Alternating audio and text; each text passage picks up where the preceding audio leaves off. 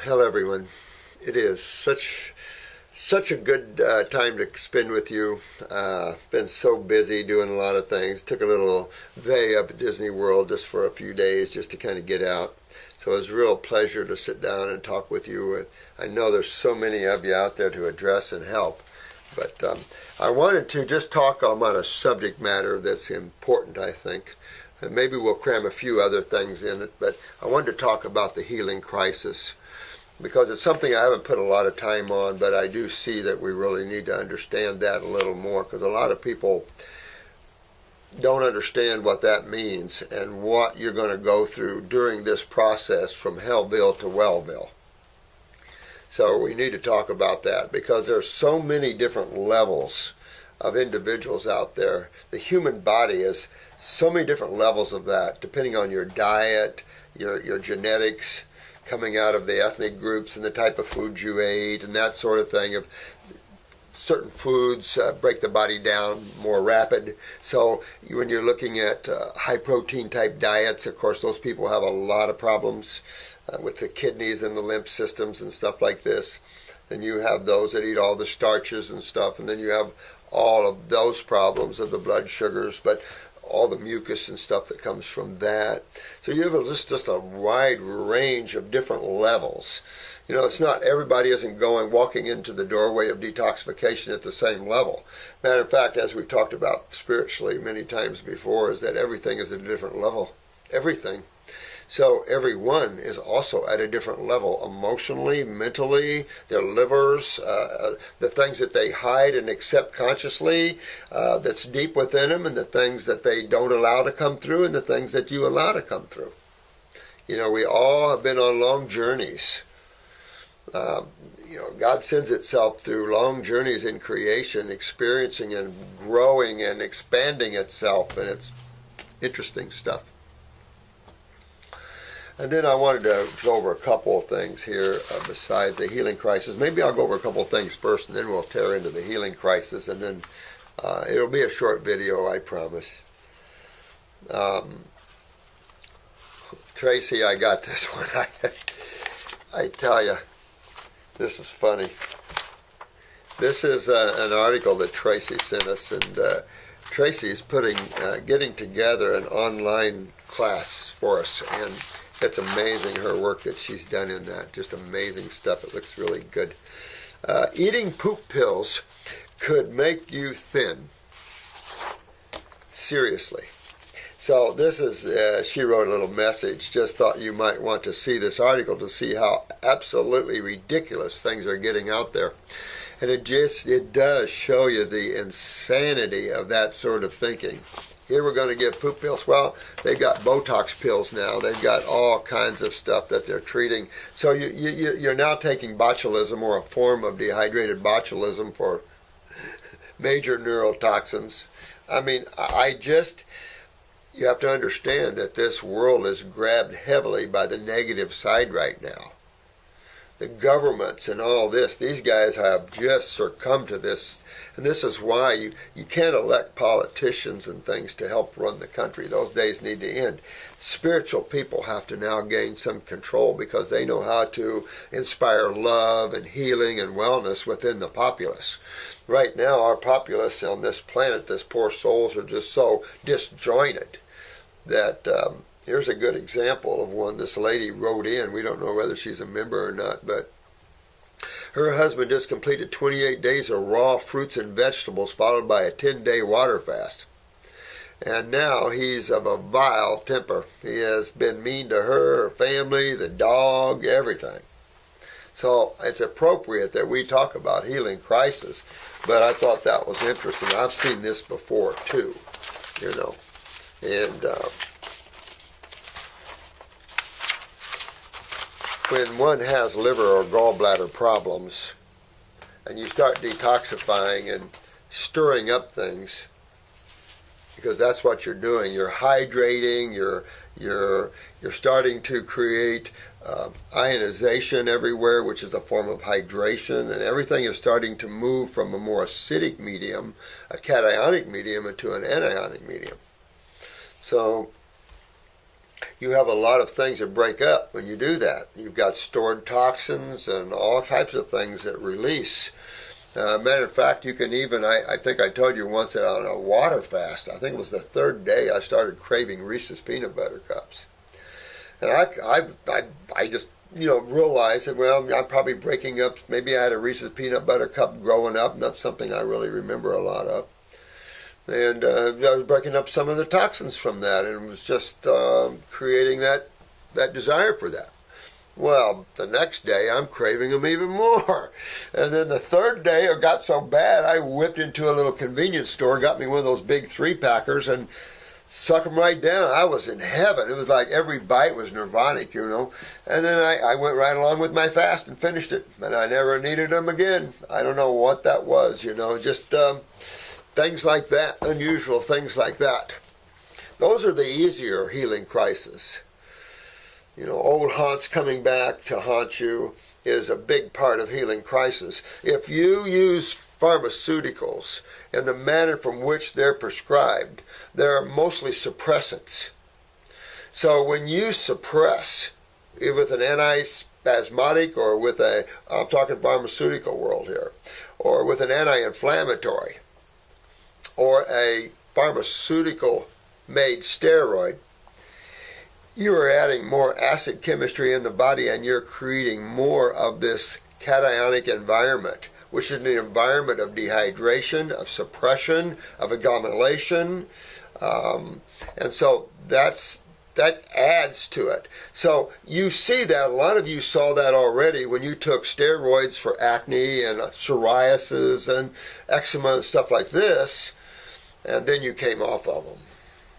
And wham! Your skin exploded. That's exactly, and it tells you that is a suppressant. Had nothing to do with healing anything. Pharmaceuticals and medical doctors are not about healing and regeneration of tissue. They're not into that. That's not their field. Their field is simply about the world of diseases, which we strongly disagree with. That is man-made concepts, has nothing to do with nature and how nature works and how chemistry and physics. We're just simply an effect of chemistry and physics. Period. And you can use conjecture, you can get the mind, you can get your academics, and you can throw labels on things and stuff, but life just keeps going down the road of chemistry and physics. For every action, there's an opposite reaction. You have acid and base chemistry. You have ionization, the process of neutralization and hydration, or dehydration, however you wish to look at that. I mean, these are just natural laws. It's just the way life is. It's the mind that labels. And because we prize the mind here instead of spirituality, then our academics, those are the ones we pay all the money to while they're developing their narcissism and elitism. Very difficult for a soul to develop the mind and keep its spirituality. For those that do, those are great souls. Very powerful beings. And they're out there. But you have to know when to use it and when not to use the mind. Because when you're not using the mind, you're more awake and more aware. When you're using the mind, you're off on chasing thoughts. And the more that you do that, the more you lose yourself, the less you see of life as a whole. And that affects how you see health, how you interpret health. And of course, man is so unconscious at this level, the Homo sapien in particular, that it's still lost. It can't figure out what to eat. Here's a good example of this. This is a food chart someone puts out. Acid alkaline food chart. The definitive. I love that, the definitive. Right? Now, this guy prizes Dr. Young. No comment on Dr. Young. He says he's a pioneer. He's far from a pioneer of the raw foods. Sorry. And he talks a lot about different ways of looking at the acid and the alkaline side of that, whether it's the ash or that's the stuff left over after you break everything down and heating up that stuff. He talks about sugar, which makes them very acidifying when we consume them. That's not true. He's made some false statements here. Sugar is actually what alkalizes and sweetens your fruit. That's what actually is the ripening stage of the fruit. And there's no consideration here of the species, the type of species, the digestive needs, the things that you guys know to be true. So when you see people putting this out and slandering all the other stuff, you just realize that they're limited in their awareness. And these aren't healer people. These aren't people that have spent their lifetime pulling people out of hell. And they come up and they put this out there, and he says, and he does allude to the fact that there's so many charts. Well, he's just another one out there. Another one with his own opinions. And so we try to make our charts not from opinions, from actual facts, and taking into consideration the anatomic and physiological aspects of the species, the different species, how they work chemically, in other words. And also anatomically, how they're designed. Why are they designed the way they are, and why are they eating the types of foods that different animals eat? And how does their design fit in with the type of foods that they're eating? Well, that's the research we've done. And that puts you on top because it tells you to understand why different animals are designed the way they are internally. Why the pancreas secretes the level of digestive enzymes it does. The hydrochloric acid levels of the stomach. The difference. There's differences in all the species. The amount of stomachs, the volumes of the stomachs, the length of the GI tract, the hands, the claws, the hooves, the beaks. All those tell you what types of foods these different species can consume. And of course, intuitively, they go right to that. Man forgot that he's a frugivore. He's an islander species. So within the context of northern living and the types of food that northern living promotes, which you can see why in a cold climate, you're going to be more polarized to the acid-forming foods. In the hot, acidic climates like the tropics, you're polarized to the alkalizing foods. That's why man belongs in those areas. Those people that tough it out in the northern climates are eating foods that are disharmony from their body. So they're out of harmony. So they're called foreign. So most people eat foreign chemistry to their body and don't realize it because no one's looking at that and discussing that in terms of a rationale. You have all these people lost and kicking around thoughts they're just playing in the mind games. And there's plenty of books written on the mind games. How many people have the ability to lift themselves up above the thoughts of poop injections and ridiculous crap like this and look at the real truth of things? And you guys are one of the biggest groups that are doing that. So I'm proud of each and every one of you. Be careful about falling into crap like this and that sort of thing. And he goes on and on and on and on. You know, vegetable, vegetable, vegetable. You know, so if we were vegetable eaters, we would have a totally different design. You'd look like a horse or a cow or, you know, even a bear is a high grass eater. We don't have any identification to that. We have identification to the primate family. But you have to also pull back and look at where they're living, the conditions that they're in. But the primates are frugivore species. So let's talk about the healing crisis. Because it can be tough for some of you, and I've already had a couple of you guys in the office here talking about your healing crisis. One guy had a lot of pain in his, I think in his ankle and then in his knee. Absolutely. And the best place, and we're going to be talking about this in our class coming up, how to identify the body in relation to healing crisis. That's another thing that I want to do is make sure I get that down. Healing crisis in the iris. So we'll get into that. So you can identify, so you can tell your clients or for yourself where you could have a little bit of discomfort during a healing crisis, and your eyes will tell you right off. As soon as you see those deeper crypts, those are those lesions in the eye that look deeper. those are for sure going to be some places. So you can see them in people's throats, even the lacunas, these are just markings in the eye with different levels of depth, different levels of that. But you can tell, right, whether they're going to have a sore throat and how bad that could be, whether they're going to have pain in the hip or the knees. So you can tell that by looking at these lacunas and crypts, these different fiber patterns in the iris. And, of course, they freak out when you say, well, you could have, well, already did. You did? Yeah. So it's just, and pain. I'm telling you, this one case, this was a young lad that the local newspaper brought to us. And he just got back from Moffitt. He had stomach cancer, and he was diagnosed with stomach cancer from Moffitt. And that's a big cancer center in Tampa. And they wanted to remove 2/3 of his stomach and put him on a little chemo and radiation. And the editor of the newspaper actually took him up there because I guess they became friends or something. I don't know, but... So he came in my office after he got back from Tampa, from Moffitt, and he was telling me this story, and he said, well, I wanted to know because I'm making a story about this. We've heard about you, and I'm putting together a story, and I'm going, well, it's just interesting. So he said, and they want about $95,000, and that'll be about the minimum for that. Well, come to find out, this young lad was from New York City and had been in the hospital multiple times with ulcers. And that, of course, all the warning signs were there for him, and no one was able to help him, of course. And he ran up hundreds of thousands of hospital bills. So he left there, came down here, probably started the same cycle. So I said, well, you know, it's going to be strict, but I'll be glad to help him. I said, it shouldn't cost much. It depends how strict he is and that sort of thing. And the editor said, well, we'll do a story on you, you know, and we'll watch you while you work on him. I said, okay, that sounds good. Needed the publicity.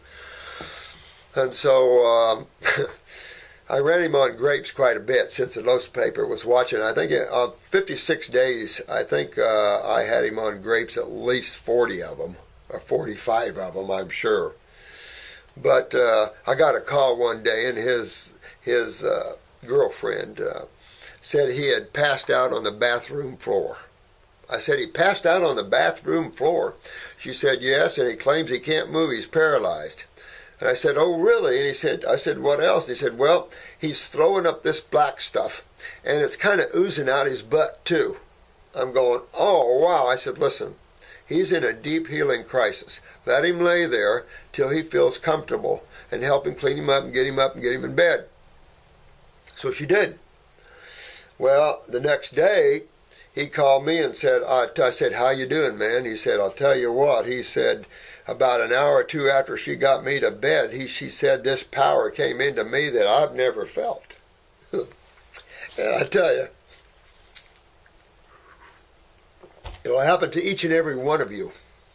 It's happened to all of us. And it came into him. He said, my God, where did this come from? I said, that's the God force, man. He said, my God. He said, I can't believe how much energy I have and how good I feel. And I said, well, I'm going to send you to a medical doctor here to get re-diagnosed. No stomach cancer left, 56 days. Yeah. So, but you have to be strong with yourself. You have to understand that nature uses water fasting or dry fasting as for its creatures, and we're part of nature. So when you can clean yourself up on food, be thankful. Be honestly. So the fruit and the berries and the melons, when you're looking at food, you can't just eat food and get yourself well. You used to be able to shift to fruits, berries, and melons and maybe some salads and do it. You can come a long way with that, but using the botanicals just really puts an icing on the cake. However you look at that. So I've had so many healing crises. I told you about the one. This was a young lady that had cervical cancer at 30, thyroid cancer at 32, and came to me with pancreatic cancer at 34.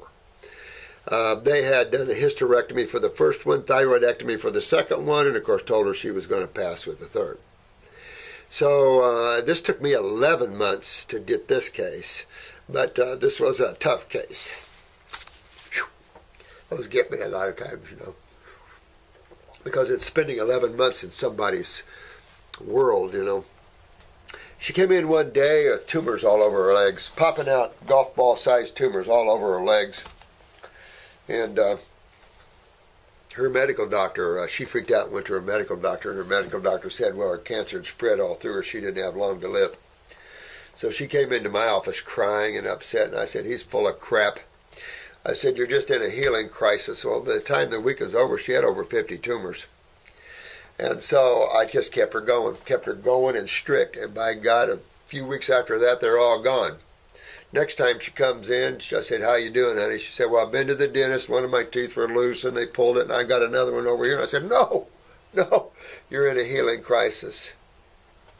She said, well, I do have a couple of abscesses. I said, you're in a healing crisis. By the time the week was out, she had 7 big abscesses, and all her teeth were loose. I kept her rocking, baby. I'm washing her mouth out with Heal tea and rocking. A couple of weeks later, all the abscesses are gone. The gums are locked down on her teeth, cleaned and nice. Off to the next healing crisis. But in a look at her eyes, you can see why she had the healing crisis. When you're someone that's being diagnosed by the medical community as having cancer cells in you, you're at a degenerative level. And that is a level that you have to fix. This is why people die with it. It's not the cancer. That's a made-up whole concept. It's the level of degeneration you want to look at. When you're mutating your cells, and I've said this before, the human cell has never been so degraded as you see now. So it's just, we have to turn things around. And thanks to you guys, you beautiful souls out there, you're doing it. You are the higher ones on the planet. And as you come in and see these videos, understand that. This is about you and feeling good and being happy in your world. Yeah, we can go through angers. This poor lad is really giving his wife and family a hard time. That's why the herbs are helpful. The herbs are helpful because I run you on a program. I've watched these healing crises for 40-some years. I've been through them myself all these years, back and forth. So, you know, we've detoxed several 100,000 people. My good friend Jensen's detoxed 300,000 people. So, you know, we all know what's up, pretty much. Well, there's always something new, of course, but we know where you're going with this and with the outcome of this. But a lot of times it's scary for you, and I understand that. And a lot of you have went to the emergency room with this, and we've actually sent people to the emergency room. Want to be sure we don't want to hurt anybody, because some people are pretty advanced in their issues. And when your body is 50% in a degenerative state, you're in trouble. So an ER trip is good because those guys can stabilize our people. They might not understand what a healing crisis are, and 99.99% our clients call us back and say they didn't find anything. I said they're not going to, but at least they keep you there to be stabilized, because some of these healing crises are dramatic. The body can put itself through some crap, brother. And this is why I designed these herbs like I have and these programs like I have, to keep that to a minimum. When you go full bore from an omnivorous diet into a fruitarian diet, you're going to get your butt kicked. There's a process to work and wean off of that. It's like stopping a steroid when you've been on it for 10 years. You're going to get your butt kicked because you've been suppressing everything for 10 years and suddenly you just stopped it. The gates are going to fly open. Because the body's job is to get rid of that which it shouldn't be in it. That's why there's elimination is a vital part of understanding wellness. Proper elimination. That's what most docs on this planet don't get, is the role of the kidneys and the lymphatic system. You guys do. That'll put you on top of all the physicians of the world, because no physician can get anybody from Hellville to Wellville without understanding the lymph system and what they're doing. Especially you advanced cases that are in wheelchairs and things like this. And you can get yourself out of these chairs. You can get yourself out of these things. And if you don't, it's only your lack of self-discipline. And let me tell you, you're in a chair, I'm in a chair, I want out of that friggin' chair. So I'll do whatever it takes to get out of that chair. And that's what you guys need to do. You're in a wheelchair, you get out of that chair. Just because the rest of the world can't get you out of it doesn't mean we can't. You can't lay that on other people. That's what our expertise is, the regeneration of tissue.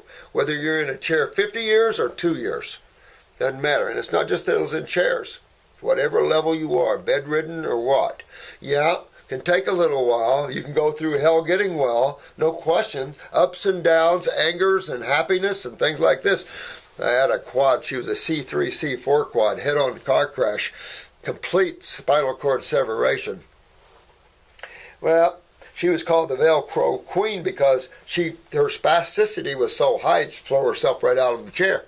So they had her tied in, and she could only move at a C3, C4. You don't have any of this. You only have your tongue. So she had a little lever on her wheelchair to move it with her tongue. She actually made me a stained glass piece with her mouth. God, amazing. So the first 3 months were hell. She would call me laughing one minute, call me cussing me the next minute, and call me crying the next. All that emotional trauma, all that inner, and all that through lifetimes was coming out. So it's up and down and up and down. Her caregiver wanted to kill me. I said, I can't help it. I don't have control of that, except stop the healing crisis. And the way you stop a healing crisis, the way you stop getting well, is start eating cooked food. That's the first thing you got to do. You don't want to slide yourself all the way back to the meats and dairies and all the crap like that, because then it will kick your butt. But just start eating cooked vegetables is enough to slow up a healing crisis. I mean, it shows you that eating, taking out energy slows you down. You know, taking a food and cooking it and destroying the energetics of it and bonding the chemistry of it stops you from getting well. But they're needed sometimes in the process, because remember I told you this is an art. And those of you that are involved in this beginning to see the fact that this is an art. And the art is taking each individual from their individual state and moving them through this maze of detoxification, through their emotional components of lifetimes and lifetimes of journeys, through their mind and the control that has on them. And any entities that might be stuck there too, you're taking them through this whole process. Fun stuff. Always did like to clear the entities away from people. Always was something I always loved to do. But it's enough to say, I'm so proud of you guys. And remember, the healing crisis is just a part of this journey. And it's not all that bad. But you can have headaches when you start this. You can have some of the old symptoms coming back. But I'll tell you this. I had this in MS. I've had this in, what's that just chokes you off and scars you up? Oh gosh, that slipped my mind. I was trying to think of that the other day. Had a couple of those cases. My God, scleroderma. Oh my God. I had 2 cases in the past that showed me this. One was a scleroderma case, and she's about 19 years old. Well, scleroderma is a highly advanced acidic place. Get in the connective tissue, it just kind of chokes you off, and pretty soon you're scarred, you can't breathe, and you die. So I had a 19-year-old, and she was getting bad, and so I ran her through the detox. Better, good, all symptoms, everything's gone. Medical doctor's happy as hell, everything is good. Suddenly all the symptoms come back. She calls me up, she says, oh my God, I've got it back. All my symptoms are back. I said, no, honey, no. That's just a detox. Just a detox. And sure enough, as soon as she went through that, for about a day or 2, maybe 3, all gone. Totally clean, gone out of her system, totally healthy. MS case. Same type of thing. Walking, everything's good. Suddenly she had a healing crisis, couldn't walk again, everything's down. A few days later, back up again she went and everything else. You just never know. Here's one for you. Had an Amish lady and had her on a monthly schedule. We were talking every month, and I asked her how she was doing one month, and she says, oh, I've got poison ivy all over me. I said, oh, where'd you get into that at? She said, well, I didn't. I said, you didn't? She said, no, this is from the detox. This is where I had it all before. Conk. She taught me a valuable lesson. And when you understand it's just the acids interfering with your acids, what you do with stinging nettles, and you invoke a symptom there. Of course, I don't like that sort of herbology, but but she was detoxing the acids from the plant and herself out of her system, which was stuck in her lymph system the same place it was before. Shows that her lymph system wasn't moving well. See, when your lymph system isn't moving well, poison ivy, all the poison oak, all these things, they'll become real to you. But when you got a lymph backed up, that's when all the crap hits you, the allergies and all this. That's all sewer system stuff. You clean that out, and you'd be surprised where you can walk. Look at these viral things. All these viruses are out, and there all these people dying from that, and the heads are getting mutated. These are just proteins with an attitude. You can't kill them. That's why there's no antidote. You can get a suppressive vaccine, I suppose, but that's not going to stop it.